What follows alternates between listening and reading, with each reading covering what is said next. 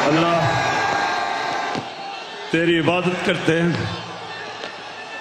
तेरे से मदद मांगते हैं।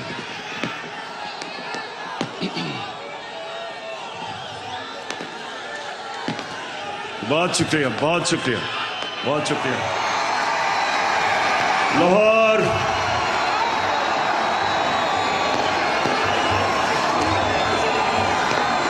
शुक्रिया, शुक्रिया।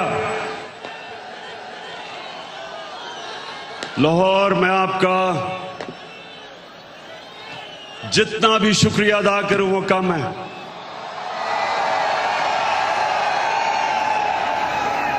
मुझे पता था कि आप मुझे मायूस नहीं करेंगे।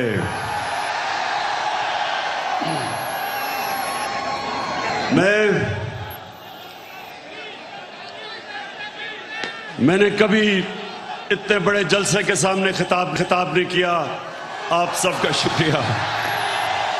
माशाअल्लाह, अल्लाह का भी शुक्र अदा करता हूं कि उसने आपके दिल में वो शऊर डाला, आपको जगाया। ये अल्लाह का करम है, ये अल्लाह का खास करम होता है जब वो एक कौम को जगा देता है और एक इंसानों के हजूम को एक कौम बना देता है। ये अल्लाह तेरा लाख लाख शुक्र है। लाहौर में इधर पास ही मेयो हॉस्पिटल में पैदा हुआ था और मुझे बचपन से एहसास था। ये आपने आज गौर से बातें सुन। सामने प्लीज बैठ जाएं, बैठ जाएं, आप बैठ जाओ। वो नीचे देख सकते, नीचे बैठ जाओ, बैठ जाओ, बैठ जाओ, बैठ जाएं, सामने बैठ जाएं, वो देख नहीं सकते। बैठ जाए प्लीज। देख, मैं पाकिस्तान के साथ बड़ा हुआ हूं।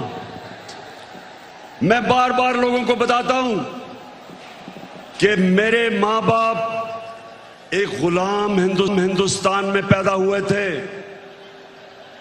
और उन्होंने पाकिस्तान की तहरीक में शिरकत की थी। और बचपन से उन्होंने मुझे एक चीज बताई कि तुम खुशकिस्मत हो कि एक आजाद मुल्क में पैदा हुए हो। और मैंने जब क्रिकेट की ग्राउंडों के ऊपर अपने मुल्क का नाम ऊपर किया और हमारा पाकिस्तान आहिस्ता आहिस्ता आहिस्ता क्रिकेट की दुनिया में ऊपर जाना शुरू हुआ, तो हमें फख्र होता था कि हम वो पाकिस्तानी हैं जो एक आजाद पाकिस्तान को दुनिया में उठा रहे हैं। तो मेरे पाकिस्तानियों, लाहौर के लोगों, जो आप सब यहां हैं, जो बाहर हैं, वैसे मैंने कभी इतनी पब्लिक नहीं देखी।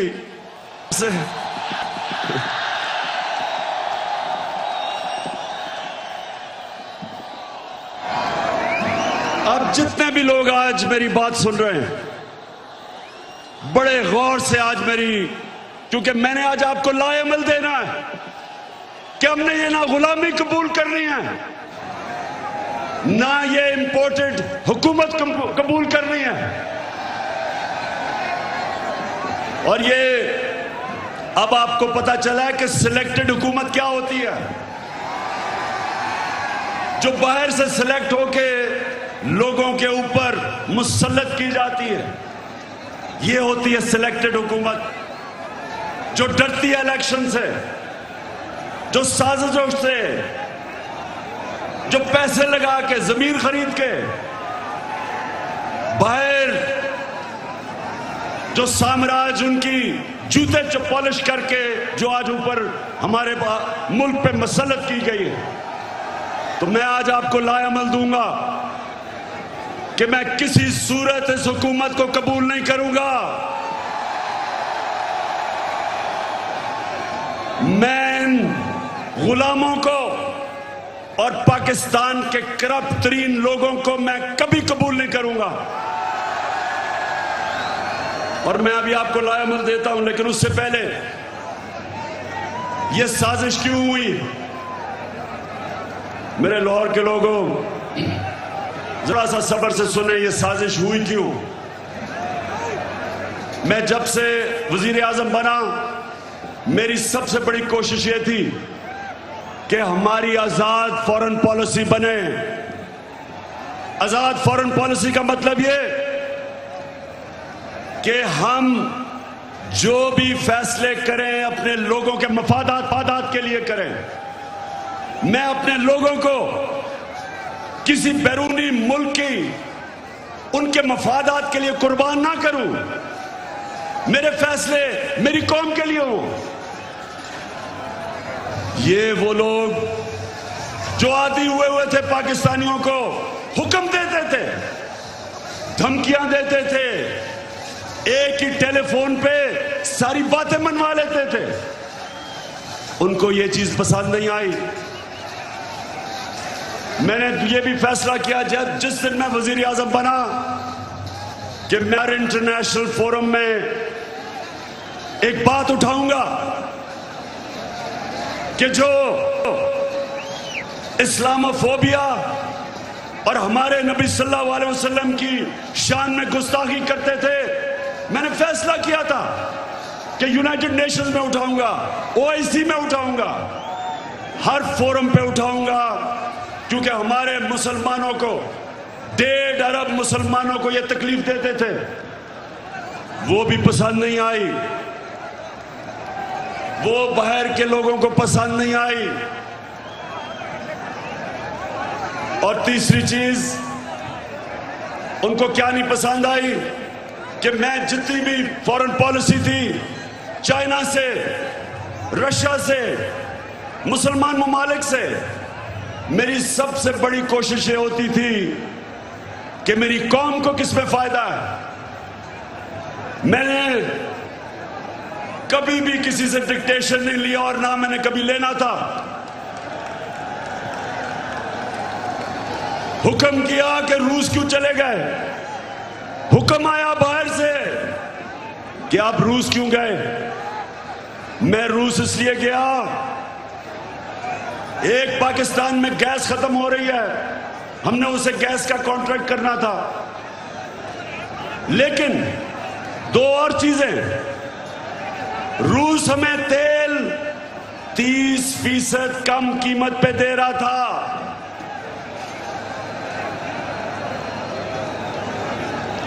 तेल 30% कम कीमत पे, इसका मतलब कि पेट्रोल और फजल रहमान को 30% कम पे हम बेच सकते थे।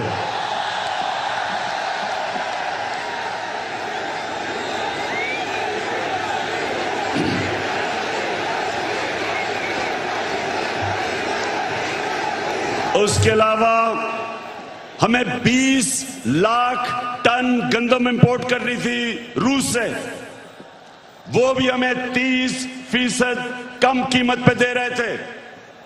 मैं इसलिए गया था कि मेरे लोगों को फायदा था, मेरी आवाम को फायदा था, मैं महंगाई कम कर सकता था। और ये देखें कि हिंदुस्तान जो अमेरिका का करीबी एलाई है, स्ट्रेटेजिक एलाई है, वो तेल मंगवा रहा है रूस से। उसको अमेरिका ने कहा कि ना तेल खरीदो, उसने आगे से सीधा जवाब दिया अमेरिका को कि हम अपने लोगों के मफादात के लिए फैसले करते हैं। यानी कि हिंदुस्तान की फॉरेन पॉलिसी उनके लोगों के मफादात के लिए, और हमारी फॉरेन पॉलिसी किसी और कौम की मफादात के लिए। यह भी पसंद नहीं आई बात, चाइना से ताल्लुकात वो भी पसंद नहीं आए, तो तब बाहर से साजिश होनी शुरू हुई। लेकिन ये याद रखें कि साजिश कभी मुकम्मल नहीं हो सकती जब तक अंदर मुल्क के मीर जाफर और मीर सादिक ना बैठे हो।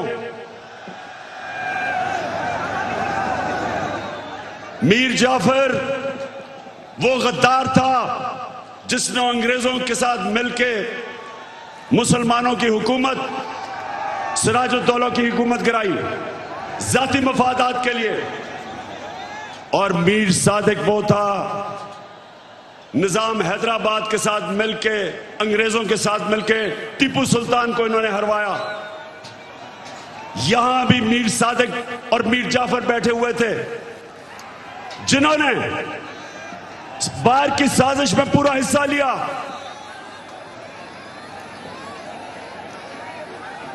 क्या हुआ?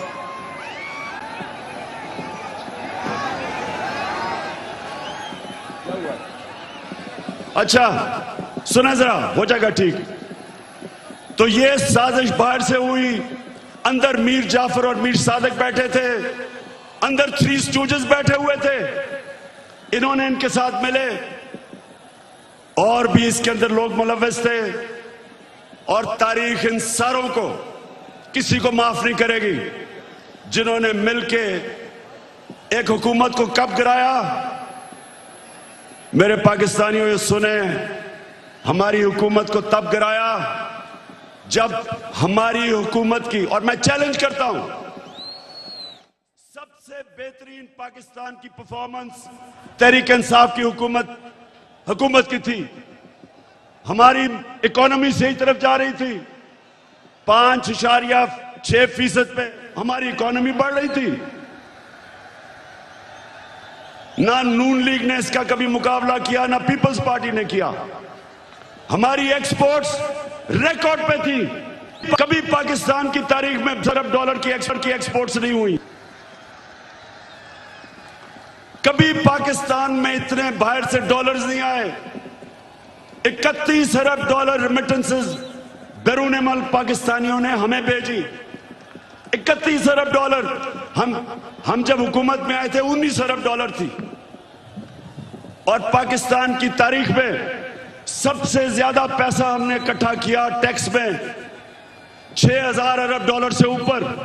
यह भी पाकिस्तान की तारीख का रिकॉर्ड था। हमने सबसे सारे बर्रे सगीर में जिस मुल्क में सबसे कम बेरोजगारी थी वो पाकिस्तान था। सबको पीछे छोड़ गए हम। और ये कब? जब कोरोना वायरस ने दुनिया में तबाही मचाई हुई थी। पाकिस्तान वो मुल्क है जिसकी दुनिया ने मिसाल दी कि उस मुल्क जिसने सबसे बेहतर कोरोना वायरस को हैंडल किया, अपने लोग भी बचाए, अपने गरीब भी बचाए, अपनी इकोनॉमी भी बचाई।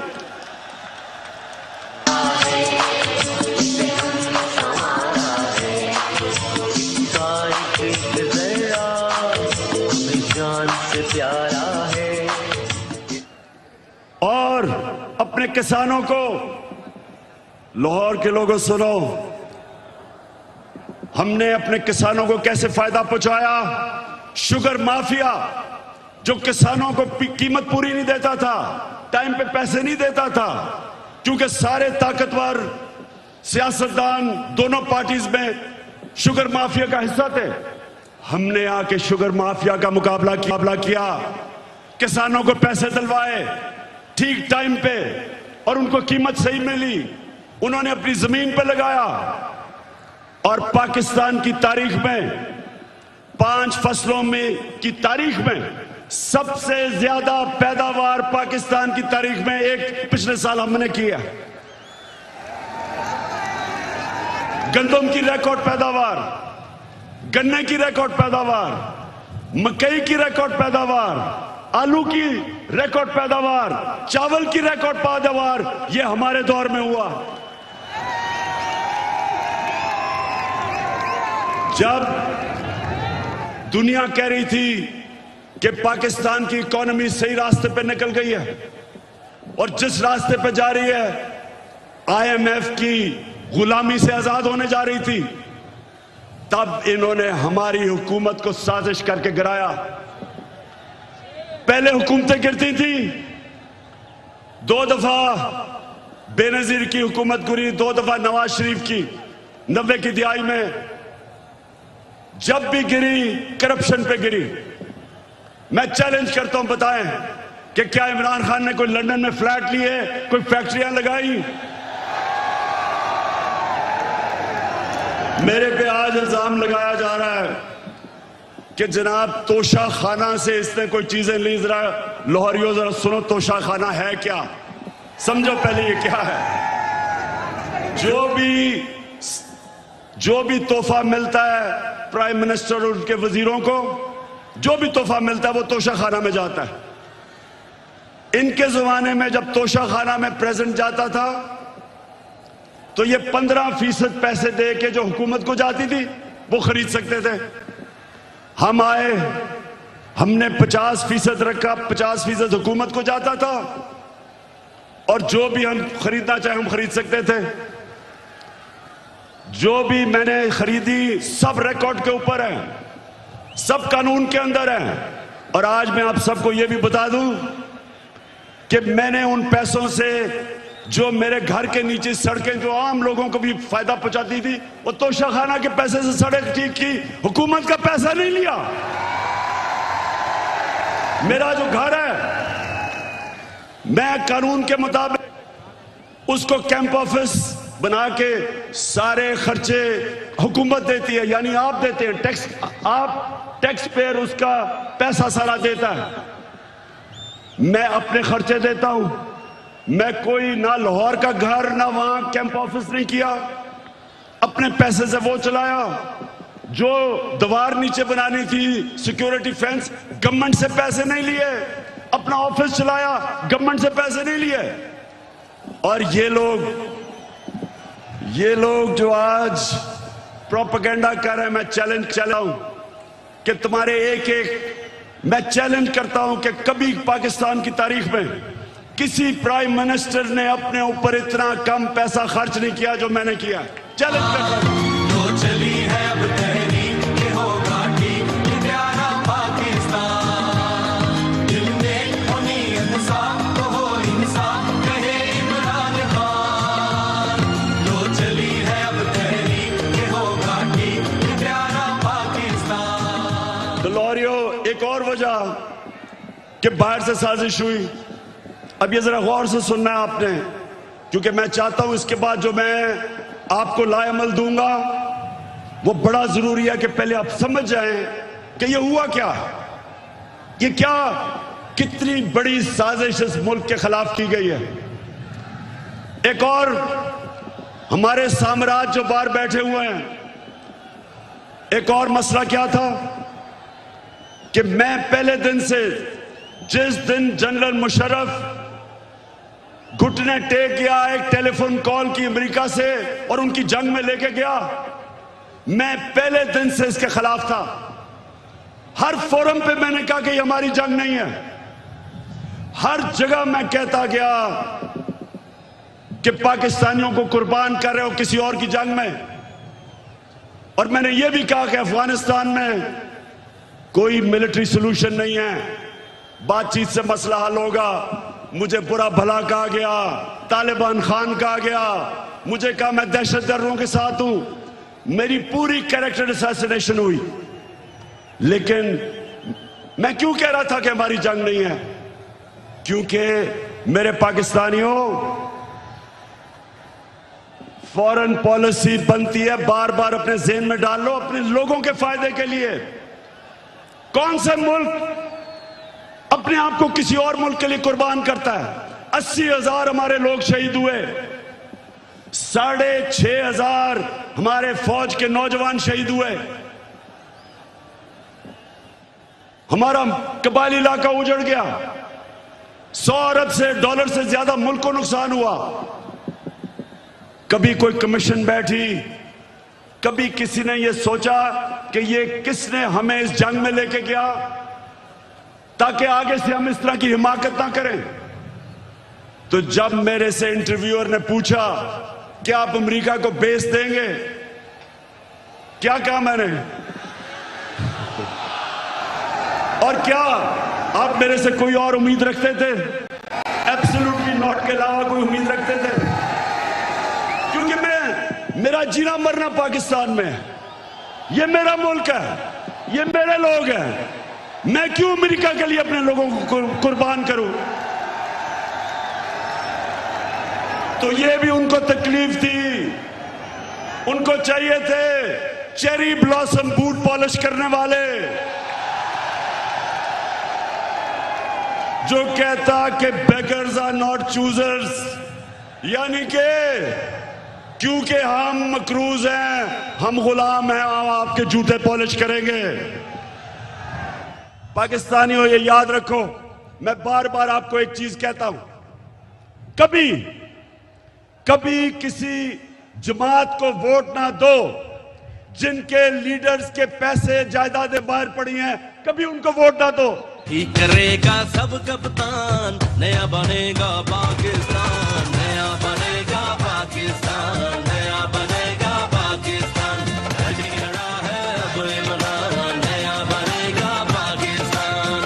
खड़ा है अब इमरान, ठीक करेगा सब कप्तान।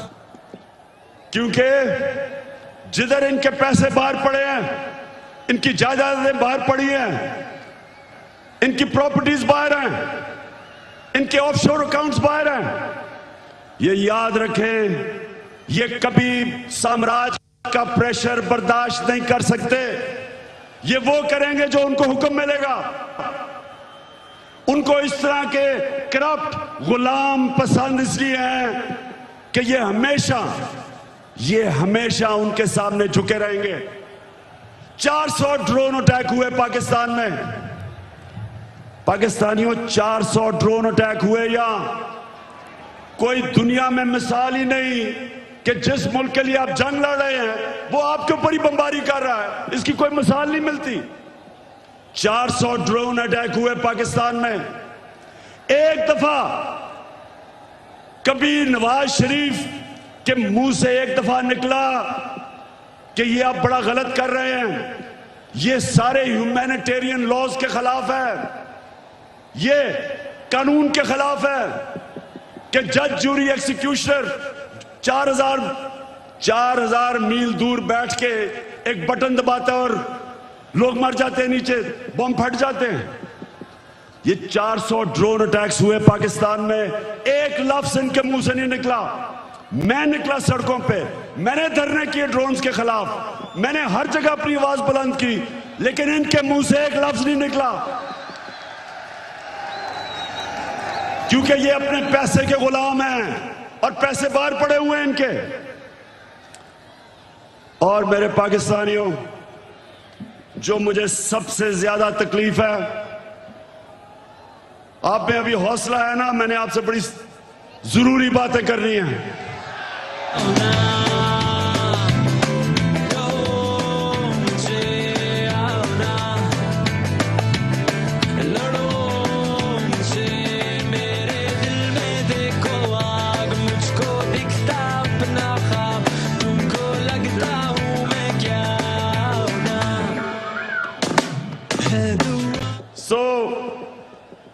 हुआ क्या, बाहर से साजिश प्लान हुई, अंदर मीर जाफर बैठे हुए थे। हमें एक मसला आता है, हमारे एम्बेसडर से मीटिंग होती है एक अमेरिकी ऑफिशियल की, और उधर वो उसको क्या कहता है, ये जरा सुने, तकब्बर सुने जरा, उसका तकब्बर। हमारे एम्बेसडर को कहता है कि अगर तुमने इमरान खान को इस नो कॉन्फिडेंस मोशन में ना हराया तो पाकिस्तान को बड़ी मुश्किलों का सामना करना पड़ेगा। तकब्बुर सुने, 22 करोड़ हमारी आवाम, दुनिया का 5वां 6वां बड़ा मुल्क, और एक ऑफिशियल हमारे एम्बेसडर को कह रहा है कि अगर तुमने इमरान खान को, ये जो उसके खिलाफ नो कॉन्फिडेंस मोशन आ रहा है, अभी आया नहीं था, उसको पहले ही पता था, कहता कि अगर ये आपने इसको ये अगर कामयाब ना हुआ इसके खिलाफ तो पाकिस्तान को बड़ी मुश्किलों का सामना करना पड़ेगा। लेकिन अगर कामयाब हो गया, और ये सुनो मेरे पाकिस्तानियों, कहता अगर कामयाब हो गया तो हम पाकिस्तान को माफ कर दे।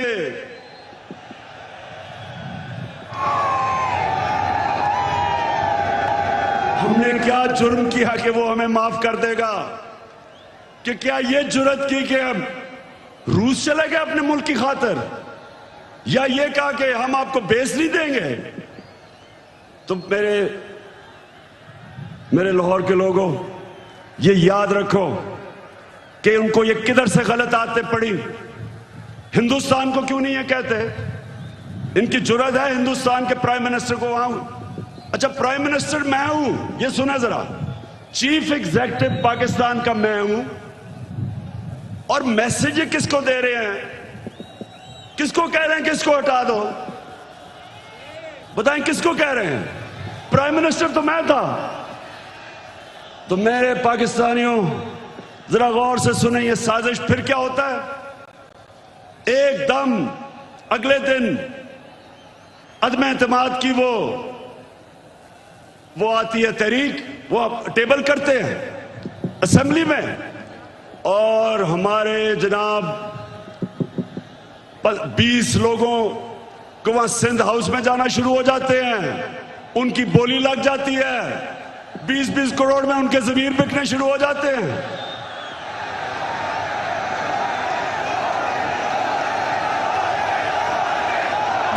मैं तो देखूंगा, मैं तो देखूंगा, तुम भी देखोगे। और फिर जो हमारे इत्तेहादी हैं, मैं मुंह ने सिलाई आज आपको खराज तहसीन पेश करता हूं। आप वाहिद रह गए, बाकी सारे चले गए। मैं तो देखूंगा, मैं तो देखूंगा, तुम। उनकी कीमतें लगी, बोलियां लगी, जैसे बकरा ईद पे बकरे बिकते हैं। बंद किया जनाब उनको सिंध हाउस के अंदर। सिंध से पुलिस लेके आए। सोचिए ये पाकिस्तान में हो रहा है। मैं अपनी आज बड़े अदब से मैं अपनी अदालतों से पूछता हूं कि क्या ये आइन के खिलाफ नहीं है, ये कानून के खिलाफ नहीं है कि बिक रहे हैं बकरों की तरह। अवाम से वोट लेके आए हमारे टिकट पे, और वहां जाके उनकी बोलियां लग गई। यानी ये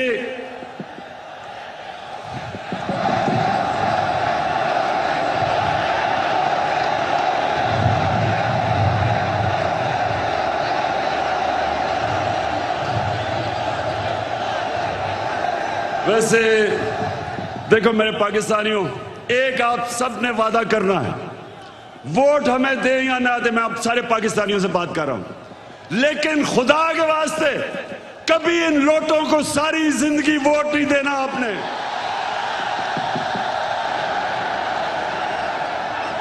जमीर फरोशों को, जिनका ना कोई दीन है ना ईमान है ना उनमें शर्म है, कि सारी जिंदगी उनके बच्चों के ऊपर धब्बा लगेगा कि ये हैं वो लोग जिन्होंने अपने आप को बेचा, अपने जमीरों को बेचा।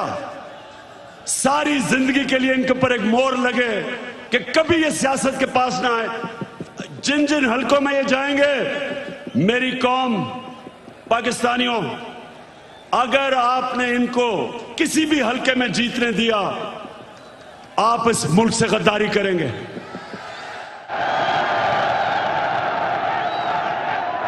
और फिर जो होता है वो तारीख का हिस्सा है।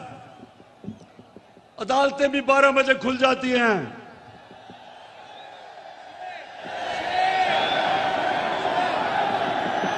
मेरे यहां दोनों स्पीकर बैठे हुए हैं, एक्स स्पीकर असद कैसर भी बैठा हुआ है और कासिम सूरी, दोनों हीरो हैं।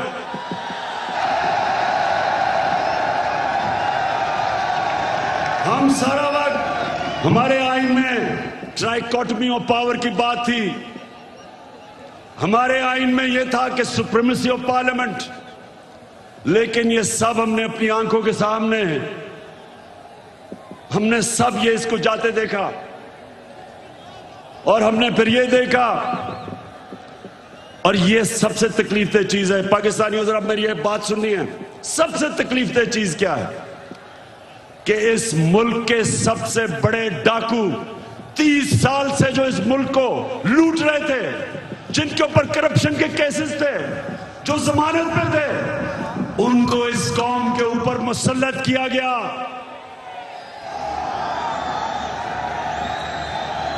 पाकिस्तानियों, मैं मेरे से बेहतर शायद कोई भी पाकिस्तान की सियासत में ना अमेरिकनों को जानता है ना यूरोपियंस को जानता है जो मैं जानता हूं। कोई नहीं मेरे से बेहतर जानता। उनके अपने मुल्कों में ये कोई तस्वर भी नहीं कर सकता, कोई सोच भी नहीं सकता कि एक आदमी जमानत पे हो, उसको पार्लियामेंट तो दूर की बात है, उसको चपड़ासी भी बना दे, या उन्होंने हमारा प्राइम मिनिस्टर बना दिया और उसके बेटे को, जो सारा लाहौर जानता है कि हर एक एक चीज के ऊपर रिश्वत लेता था, उसको चीफ मिनिस्टर का कैंडिडेट बना दिया। मैं ये सोचता हूं, आज मेरे पाकिस्तानी सुनो जरा, मैं ये सोचता हूं क्योंकि मैं उन माशरों को बड़ी अच्छी तरह जानता हूं कि वो हमें कितनी हकारत से देखते हैं, हमें वो क्या समझते हैं कि चोरों के हमारे ऊपर मुसल्लत कर दिया। खुद सोचो, 20 साल ये जो आज बैठे हुए हैं, ये एक दूसरे को चोर कहते रहे हैं। क्या ये चेरी ब्लॉसम ने नहीं कहा था कि मैं आसिफ जरदारी का पेट फाड़ के पैसा निकालूंगा? ये क्या लोगों को बेवकूफ समझते हैं? क्या नवाज शरीफ ने 2 दफा आसिफ जरदारी को जेल में करप्शन पे नहीं डाला था? और क्या आसिफ जरदारी ने हुदैबा पेपर मिल का अरबों रुपए का केस नवाज शरीफ और शहबाज शरीफ पर नहीं किया था? और क्या ये दोनों मिलके फजल रहमान को डीजल नहीं कहते थे?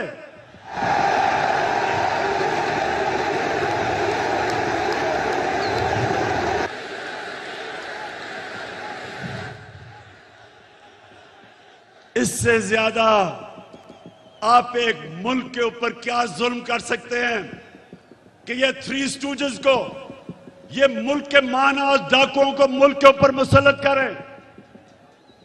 मैं आपको आज ये बता रहा हूं, जब तक मैं जिंदा हूं मैं इनका मुकाबला करूंगा, मैं कभी इनको तस्लीम नहीं करूंगा। पुत्र हटाते नहीं बिकते, ए पुत्र हटाते नहीं बिकते, की लबनी विच बाजार बुड़े, देन मेरे दादा दी ए देन। पाकिस्तानियों, अब ये जरा मेरी बात सुना। ये इतना बड़ा इस मुल्क पे जुल्म किया इन्होंने कि आपको अंदाजा नहीं कि ये जो हमारे माशरे को करेगा, एटम बॉम्ब भी नहीं कर सकता। मेरे नबी सल्लल्लाहु अलैहि वसल्लम ने तकरीबन 1500 साल पहले कहा था, ये सुने मेरी बात खामोशी से, ये बहुत जरूरी आपके लिए समझना है कि क्यों पाकिस्तान एक अजीम कौम नहीं बन सका। 1500 साल पहले उन्होंने कहा था, मेरे पाकिस्तानियों, 1500 साल पहले उन्होंने कहा था कि वो कौमें बर्बाद हो जाती हैं जो छोटे चोरों को पकड़ के जेल में डालती हैं और बड़े डाकुओं को उनका निजाम पकड़ नहीं सकता। यह है आपके सामने। अब इससे बड़ी मिसाल क्या है कि 40 अरब रुपया शहबाज शरीफ और उसके बेटों के ऊपर 40 अरब रुपए के एफआईए में और नैब में केसेस हैं। एफआईए के 16 अरब रुपए इसके नौकरों के नाम पे एफआईए ने पकड़े हैं और इस आदमी को प्राइम मिनिस्टर बना दिया।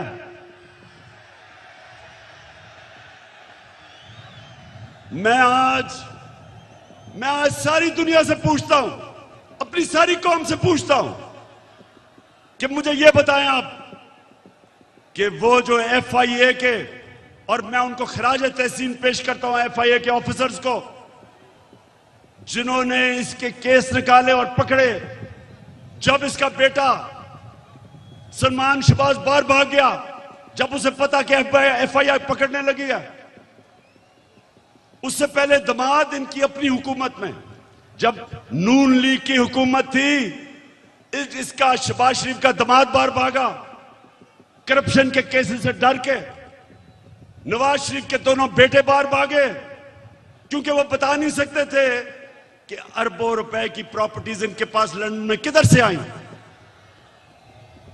इसहाक डार प्राइम मिनिस्टर के प्लेन पे नून लीग की हुकूमत में बाहर भागा, उसके बेटे बाहर भागे हुए हैं। ये लोगों को हमारे ऊपर मुसल्लत किया जा रहा है। 95% इनके ऊपर केसेस हमारे दौर में नहीं बने, पहले के बने हुए हैं। और ये लोग आज जिधर आके बैठ गए हैं, मुझे ये बताएं कि कौन सा गवर्नमेंट ऑफिसर इनके खिलाफ एक्शन लेगा? कब आगे से एफआईए कब इनके खिलाफ एक्शन लेगी? जब उनको पता ये होगा कि ये तो उनके ऊपर इंतकामी कार्रवाई करेंगे अगर वापस आ गए। अब सोचें, कहीं दुनिया में होता है कि वो एफआईए जिसने इसके ऊपर केसेस निकाले हैं, ये उसी के ऊपर आके बैठ गया और सबसे पहले इसने उस दिलेर ज़हीन ऑफिसर को फारग किया जिसने इसके केसेस पकड़े थे। तो मैं फिर बड़े अदब से अपनी अदलिया से पूछता हूं कि क्या आपका काम नहीं इनकी हिफाजत करना, इन ऑफिसर्स की? क्या आपका काम नहीं कि एक कॉन्फ्लिक्ट ऑफ इंटरेस्ट, कि जो आदमी एफआईए में पकड़े हुए केसेस, आपका काम नहीं उनकी हिफाजत करना? तो पाकिस्तानियों, मैं आज आपके सामने एक और बात कहता हूं। 3.5 साल मैं हुकूमत में कोशिश करता रहा कि इनके केसेस आगे बढ़े। 3.5 साल में कोशिश करता रहा। पुराने केसेस थे इनके, जरदारी के ऊपर अरबों रुपए के केस थे, उसकी और उसकी वो जो ओमनी ग्रुप, बिलावल भुट्टो को भी उसी अकाउंट से पैसा जा रहा है, फेक अकाउंट से, जिधर रेहान अली को पैसा जा रहा है। साफ ओपन एंड शट के, वो जो सिंध का चीफ मिनिस्टर है, उसके ऊपर पूरा केस ओपन एंड शट। लेकिन कुछ होता ही नहीं था। मेरे नीचे ना नैब भी मेरे नीचे नहीं, अदलिया आजाद। क्या कर सकते थे? 100 एफआईए के केसेस जो इसके ऊपर हुए और वो भी डर डर के बेचारों ने किया। तो मेरे हाथ में क्या था?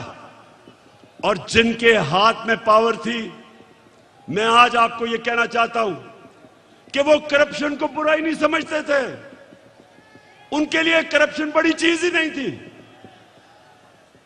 उनके ख्याल में कि ये जो करप्शन है ये तो होती है, और उन्होंने, क्योंकि वो करप्शन को समझते थे, ये सबसे बड़ा इस मुल्क के ऊपर अलमिया है कि आज जिन लोगों को जेल में होना चाहिए था वो आज या वजीर बन गए और या प्राइम मिनिस्टर बन गए हैं और या वजीर आला बनने की कोशिश कर रहा है। तो पाकिस्तानियों, ये कौम ये बर्दाश्त नहीं कर सकती, कोई कौम ये बर्दाश्त नहीं कर सकती। इसलिए मैं अभी आपको लायमल दूंगा कि हमने करना क्या है, लेकिन मैं ये आपको वाजे कर दूं, मैं जब तक जिंदा हूं मैं इस नाइंसाफी और जुल्म का मुकाबला करता रहूंगा।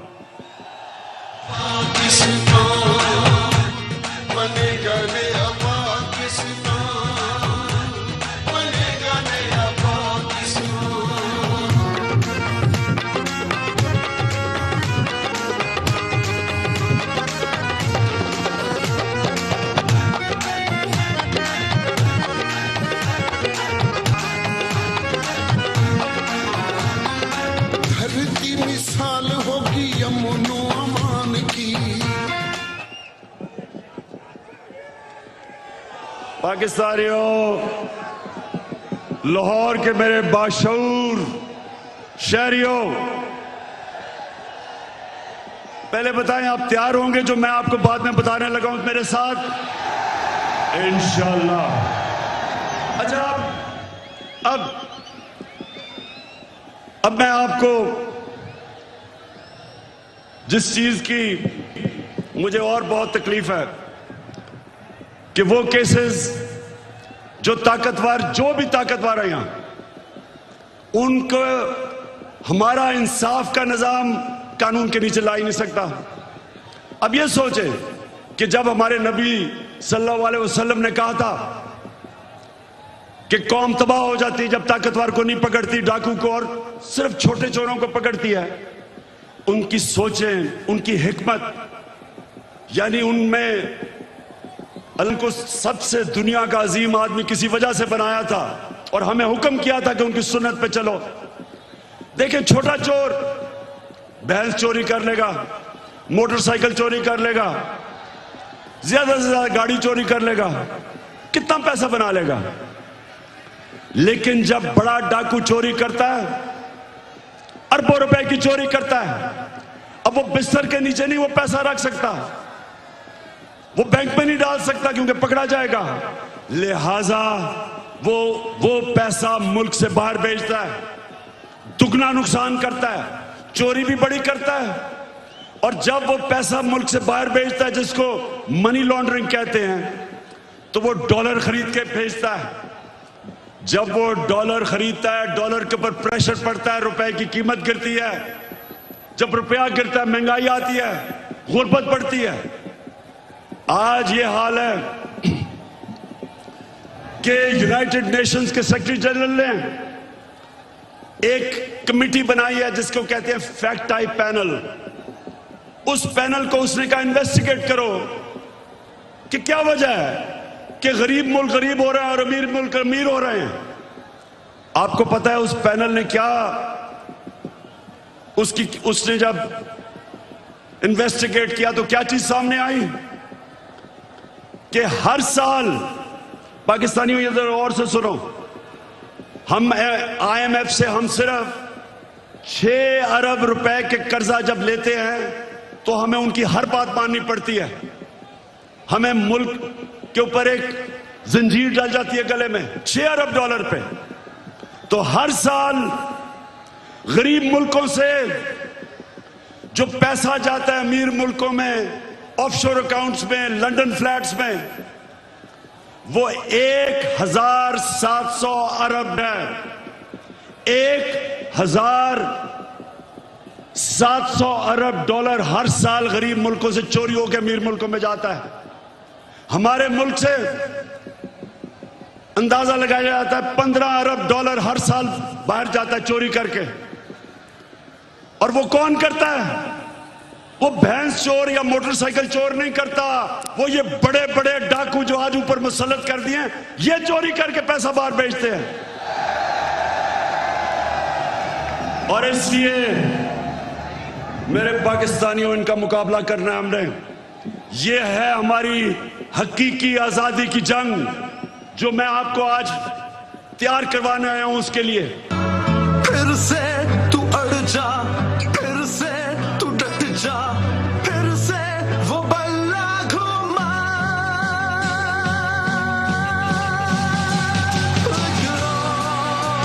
कदम बढ़ा, फिर से वो लम्हा दोहरा जब जीत के आया था, फिर से वतन को जिता। कदम बढ़ा, फिर से वो लम्हा। ये मैंने सुना है कि ये मीर जाफर की हुकूमत ने फैसला किया है कि कमीशन बनाएंगे उमर आसरे के ऊपर। शहबाज शरीफ, तुम और तुम्हारी फैमिली से ज्यादा झूठे लोग दुनिया में आए नहीं हैं। तुम्हारे से ज्यादा करप्ट लोग इस दुनिया में नहीं आए। आपने तो जाके लाहौर हाई कोर्ट में गारंटी दी थी कि नवाज शरीफ वापस आ जाएगा। नवाज शरीफ ने नेशनल असेंबली में खड़े होकर कहा, जब पैनामा में ये पकड़े गए, पैनामा में क्या हुआ था? पैनामा में पता चला, इंकशाफ हुआ कि जो 4 महंगे तरीन लंदन में मेफेयर की अपार्टमेंट्स हैं वो मरियम के नाम पे हैं। तो जब पैनामा में यह इंकशाफ हुआ तो नवाज शरीफ ने असेंबली में जाके कहा कि ये हैं वो दस्तावेज जो साबित करते हैं कि ये लीगल खरीदे गए हैं। वो सारे दस्तावेज जाली निकले। फिर सुप्रीम कोर्ट में कहा, कहता कतरी खत आ गया। वो कतरी खत कहता है कि हमने कैसे अपार्टमेंट लिए, वो भी जाली निकला। फिर मरियम ने सुप्रीम कोर्ट में कहा, एक ट्रस्ट डीड उसने दिखाई। अब ट्रस्ट डीड क्या कहती है? उन्होंने कहा जी ये मेरे भाइयों के मेरे बीच में ये ट्रस्ट डीड थी। पता चला कि वो जिस कैलिब्री फॉन्ट से लिखी गई थी वो उस 2006 में आई नहीं थी। नकल में भी अकल चाहिए। और फिर इनके लाहौर में जो इन्होंने लूटमार की एलडीए में, हर थोड़ी देर के बाद आग लगती है और उनके रिकॉर्ड जल जाते हैं। तो तुम्हारा ख्याल है शहबाज शरीफ कि हम तुम्हारी कोई कमीशन मानेंगे? हम सिर्फ एक कमीशन मानेंगे, सुप्रीम कोर्ट के अंदर ओपन हेयरिंग हो। जिस तरह धांधली के ऊपर कमीशन बनी थी, ओपन हेयरिंग हो, मीडिया के सामने हो, ताकि सबको पता हो कि कितनी बड़ी साजिश हुई है पाकिस्तान से। और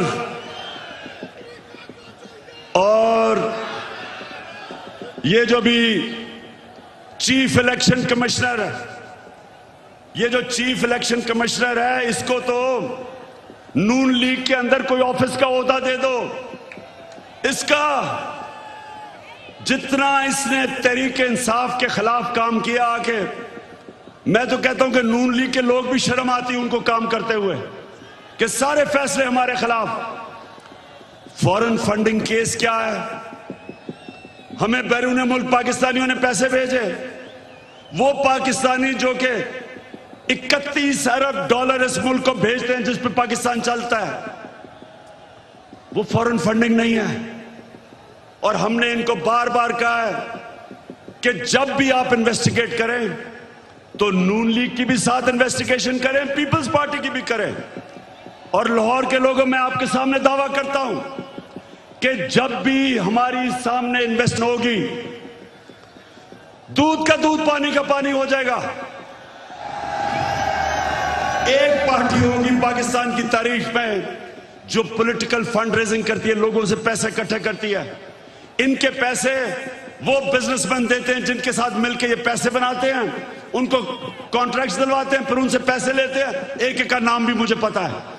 उनसे पैसे लेते हैं। इनके पास कोई फंड रेजिंग का तरीका नहीं है।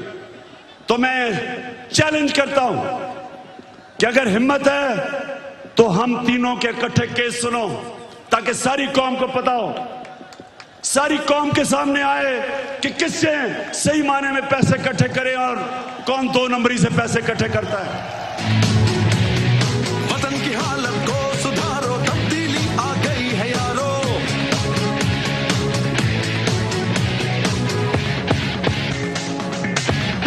तब्दीली आ नहीं रही, तब्दीली आ गई है।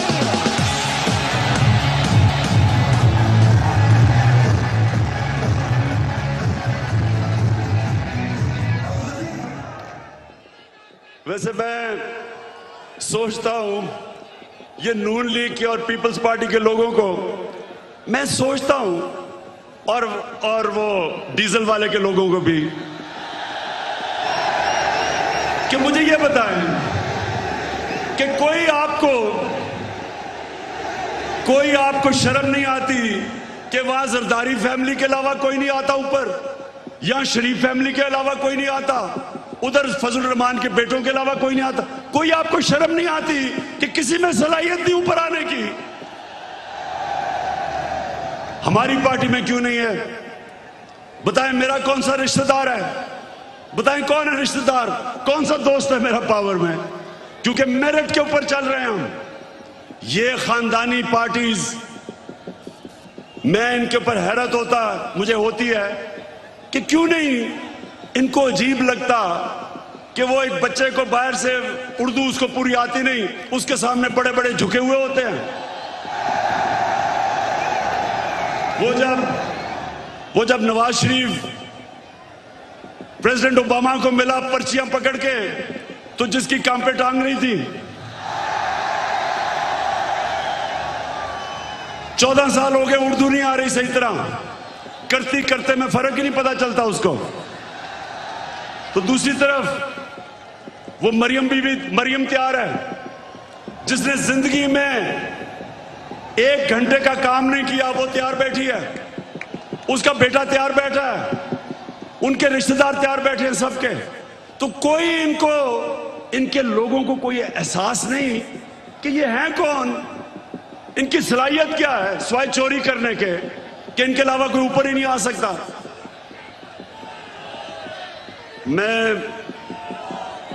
अब मैं आपसे आखिर में अब जो मैं बात करने आया था, आप सबको यहां इकट्ठा किया, उस पर मैं आने लगा हूं। तो मैं सबसे पहले पाकिस्तानियों, अब आपने थोड़ी सी जरा तहम्मुल से मेरी बात सुननी है, क्योंकि इसके लिए मैंने आज आपको बुलाया है। देखिए पाकिस्तानियों,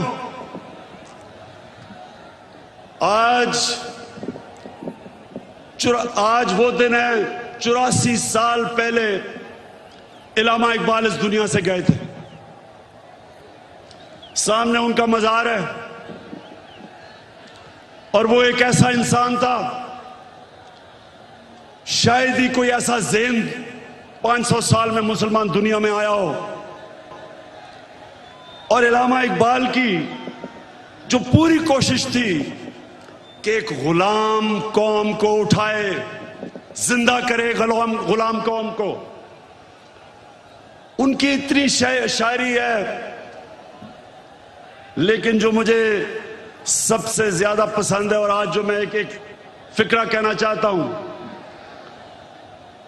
कि उस रिस्क से मौत अच्छी है जिस रिस्क से परवाज में आती है कोताही।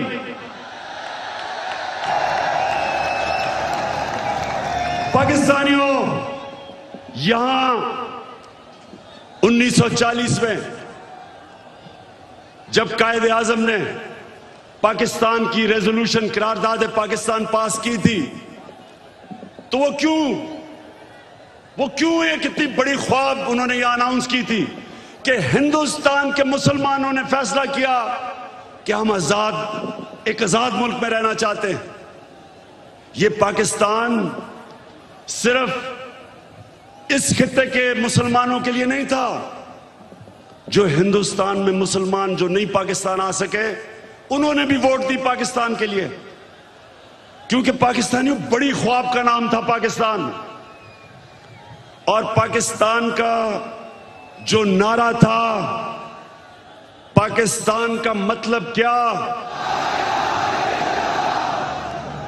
मैं ये चाहता हूं आज कि पहले आप ला इलाहा इल्लल्लाह का मतलब सही माने में समझ लें। ला इलाहा इल्लल्लाह का मतलब यह है कि वो एक इंसान को आजाद कर देता है, एक छोटे इंसान को एक अजीम इंसान बना देता है। मौलाना रूमी ने कहा कि अल्लाह ने जब तुम्हें पर दिए, क्यों चूंटियों की तरह जमीन में रेंग रहे हो? क्योंकि ला इलाहा इल्लल्लाह इंसान को पर देता है। जब इलामा इकबाल कहता है कि परवाज में कुताही ना आए, तो कुताही तब आती है जब इंसान गुलामी करता है। कभी गुलाम बड़े काम नहीं कर सकता, सिर्फ एक आजाद इंसान बड़े काम कर सकता है। और मैंने रहमतुल लिल आलमीन अथॉरिटी इसलिए बनाई क्योंकि मुझे एहसास हुआ कि हमारे बच्चों को, हमारे नौजवानों को सीरत नबी का तो पता ही नहीं है। हमारे नबी सल्लल्लाहु अलैहि वसल्लम ने, ये जरा लाहौर के लोगों तहम्मुल से सुनो मेरी बात, उन्होंने मदीना में इंसानों को पर लगा दिए। वो अरब जिनकी कोई हैसियत नहीं थी, 2 सुपर पावर्स थी दोनों तरफ, पर्शियन और रोमन एम्पायर, बेजेंटाइन एम्पायर, बीच में वो अरब जिनकी कोई हैसियत नहीं थी। मैंने इसलिए अपने बच्चों को फैसला किया कि हम सीरत नबी पढ़ाएं अपने नौजवानों को, ताकि आपको पता तो चले कि क्यों अल्लाह ने हमें हुक्म दिया है कि नबी के रास्ते पे चलो, क्योंकि उससे अजीम इंसान कभी आया ही नहीं, ना आ सकता। उन्होंने उन लोगों को जो बटे हुए थे कबीलों के अंदर, उनको सबको इकट्ठा किया एक नजरिए के ऊपर। ला इलाहा इल्लल्लाह का मतलब उनके दिलों में गया, उनकी जंजीरें टूटी, जंजीरें जो इंसान को जमीन पे रखती हैं। इकबाल के शाहीन बने वो, दुनिया की उन्होंने इमामत की, और ये दुनिया की तारीख का हिस्सा है, ये सारी दुनिया की तारीख का हिस्सा है जिसका हमें पता ही नहीं है कि उन्होंने क्या किया था, जो इंसानों की जंजीरें तोड़ के उन सबको दुनिया की लीडर्स बना दिया। तो पाकिस्तानियों, इसलिए मैं आज आपके पास आया हूं कि ये जब कहता है कि बेकर्स कि हम जनाब मकरूज हैं इसलिए गुलाम हैं, शहबाज शरीफ तुम पैसे के गुलाम हो, हम कौम आजाद हैं। और दूसरा कहता है कि जनाब हम तो लाइफ सपोर्ट मशीन पे हैं, अमेरिका जब चाहे बंद कर दे। शर्म करो, शर्म करो कि 22 करोड़ लोगों को तुमने गुलाम रख दिया, क्योंकि तुम खुद गुलाम हो, तुम्हारे पैसे बाहर पड़े हैं, अपने पैसों की पूजा करने वाले तुमने। हम जो एक बड़ी अजीम ख्वाब पाकिस्तान जो बनना था, आपने हमें चूंटियों की तरह जमीन पर रखा हुआ है। मैं आज आपको आजाद करने आया हूं, मैं आप से अहद लेने आया हूं कि हमने इकबाल का शाहीन बनना है। हमने किसी सूरत किसी के सामने झुकना नहीं है। हमने 22 करोड़ की एक ऐसी कौम बनना है, वो कौम बनना है। और मेरा लीडर कायदे आजम था, जो एक गुलाम हिंदुस्तान में भी आजाद आदमी था। तो पाकिस्तानियों, मैं चाहता हूं कि आप अपना मुकाम समझें। कुरान में अल्लाह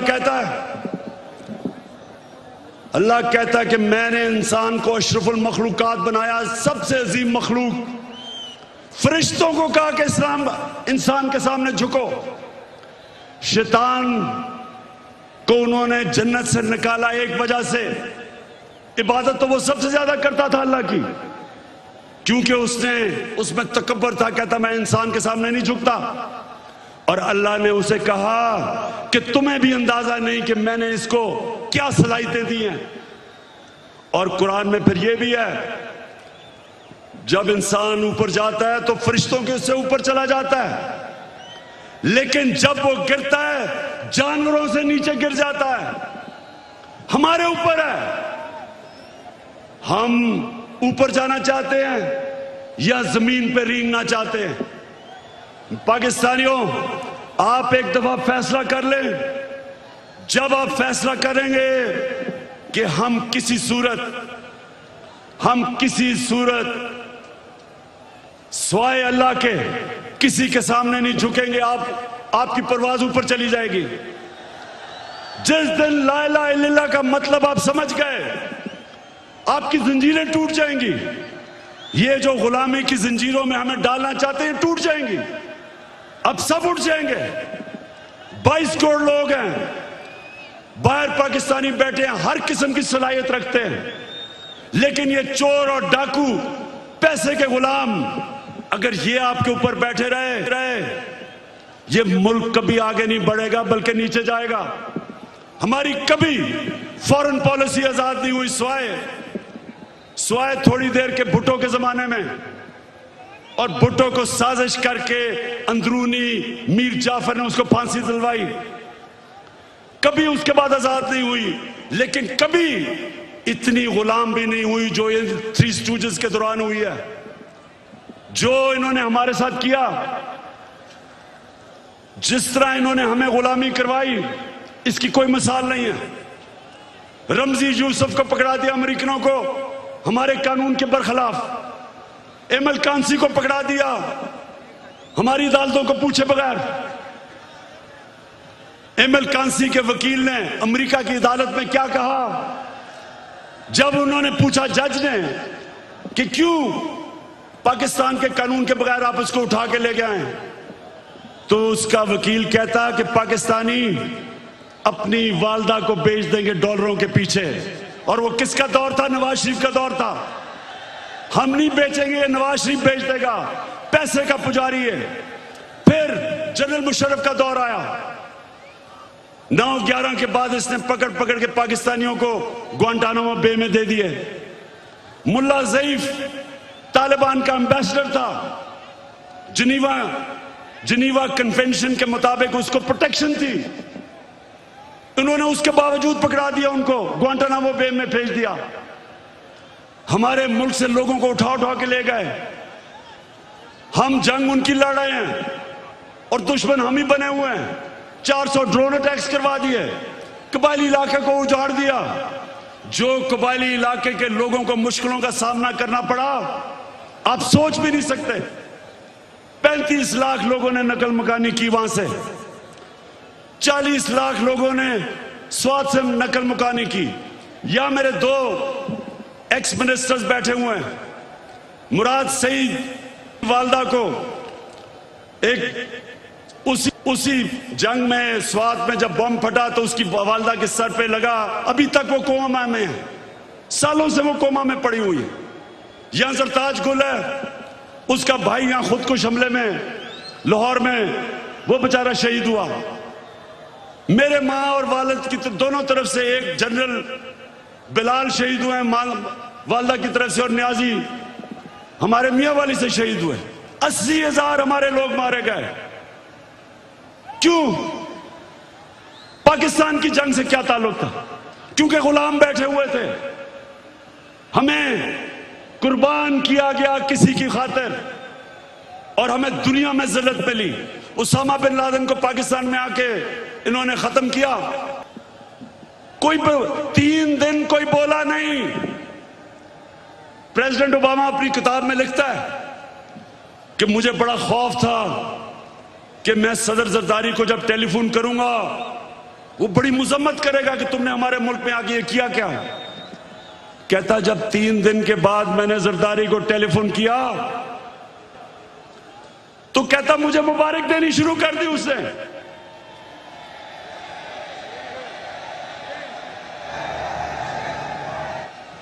किसी के मुल्क में आके जो आपकी जंग लड़ रहा है, उसी मुल्क में आके आप किसी को मार दें और आपको बताएं भी ना, और वो सारी लीडरशिप हमारी पैरों में पड़ी हुई थी। पाकिस्तानियों याद रखें, आपकी कभी दुनिया इज्जत नहीं करेगी जब तक आप अपनी खुद इज्जत नहीं करेंगे।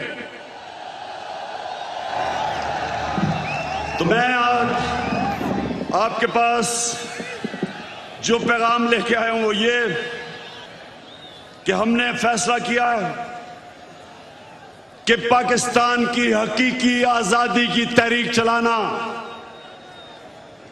हमारे ये मुखालिफ समझते हैं कि जी मीनार पाकिस्तान के बाद क्या होगा।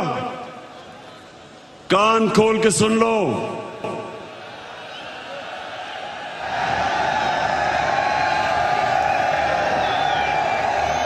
कान खोल के सुन लो कि असल पार्टी तो अब शुरू हुई है। खड़ा है अब इमरान, ही करेगा सब कप्तान, नया बनेगा पाकिस्तान, नया बनेगा पाकिस्तान, नया बनेगा पाकिस्तान। हट के खड़ा है अब इमरान, नया बनेगा पाकिस्तान। हट के खड़ा है अब इमरान, ही करेगा सब कप्तान, नया बनेगा पाकिस्तान, नया बनेगा पाकिस्तान, नया बनेगा पाकिस्तान। हमने सारे पाकिस्तान, ये मैं तहरीक इंसाफ को कॉल नहीं दे रहा, मैं अपने सारे पाकिस्तानियों को कॉल दे रहा हूं, बल्कि मैं नून लीग और पीपल्स पार्टी के लोगों को जो इस मुल्क में आजादी चाहते हैं, जिनको पता नहीं कि कितनी बड़ी साजिश हुई है, मैं उनको भी आज पैगाम दे रहा हूं कि आपने सबने तैयारी करनी है। गली गली, मोहल्ले मोहल्ले, शहरों में, गांव में आपने सबने तैयारी करनी, आज से शुरू करनी है। आपने मेरी कॉल की इंतजार करनी है जब मैं आप सबको इस्लामाबाद बुलाऊंगा।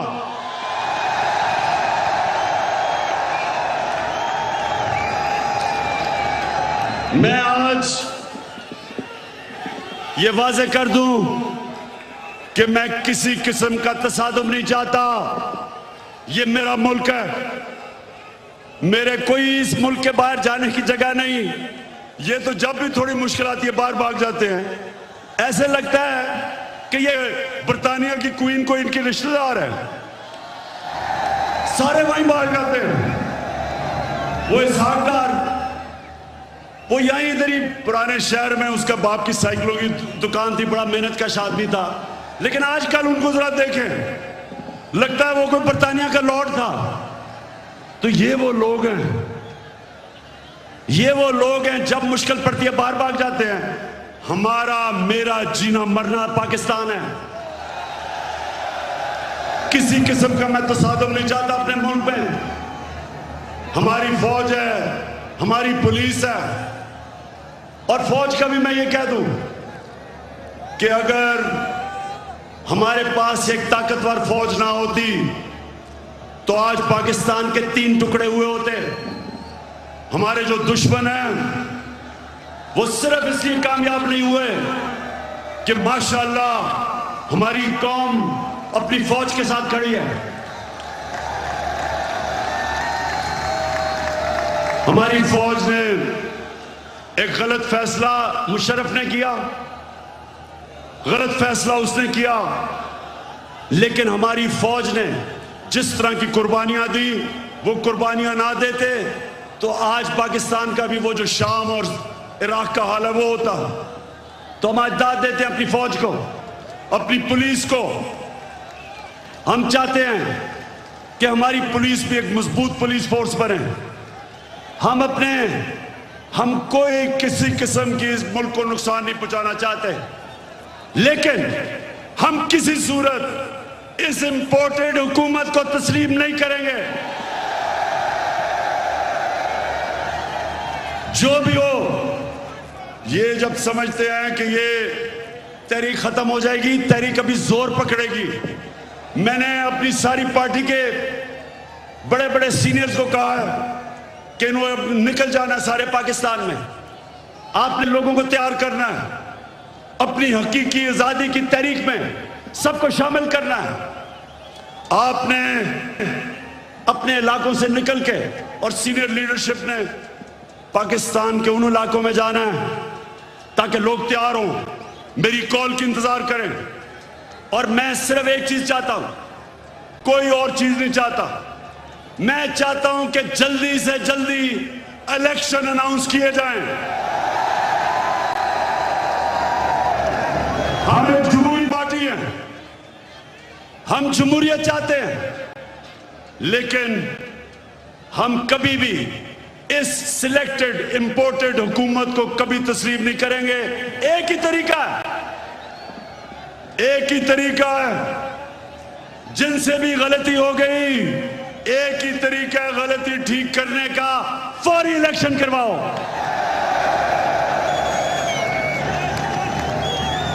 27 तारीख को मैं चाहता हूं मेरे पाकिस्तानियों, 27वीं तारीख को शबे दुआ की रात हम बनाएं, अल्लाह से दुआ करें कि हमारी हकीकी आजादी की तहरीक को कामयाब करे अल्लाह। और मैं सबसे अब आखिर में ये अहद लेना चाहता हूं कि आपने आज हाथ करके मेरे साथ एक अहद करना है कि आपने हम सब मेरे बाद रिपीट करना है। मैं अभी जवाब आपको कहूंगा, रिपीट करना है कि हम अपने मुल्क की हकीकी क्या हम सब आज अहद करते हैं और जमहूरियत के लिए कि हम अपने मुल्क की हकीकी आजादी करेंगे और जमहूरियत के लिए जब तक हर वक्त जदोजहद करेंगे, तब तक जदोजहद करेंगे जब तक इलेक्शन अनाउंस नहीं होते। पाकिस्तान जिंदाबाद।